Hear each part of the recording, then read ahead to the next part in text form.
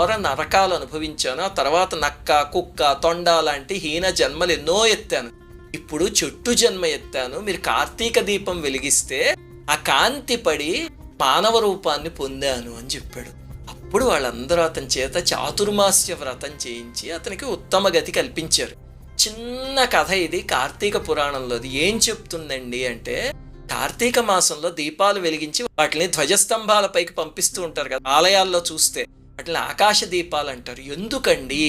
అలాగే నీటిలోనూ దీపాలు వదులుతూ ఉంటారు కార్తీక మాసంలో. ఎందుకు అంటే, శాస్త్రంలో ఒక శ్లోకం ఉంది. కీటాః పతంగాః మశకాశ్చ వృక్షాః జలే స్థలే యే నివసంతి జీవాః దృష్ట్వా ప్రదీపం నచ జన్మ భాగినః భవంతి త్వం శ్వపచాహి విప్రాః అని. అంటే కీటకాలు, పక్షులు, దోమలు, చెట్లు ఇవన్నీ నీటిలోను భూమిపైన నివసించే ప్రతి జీవి కూడా ఈ దీప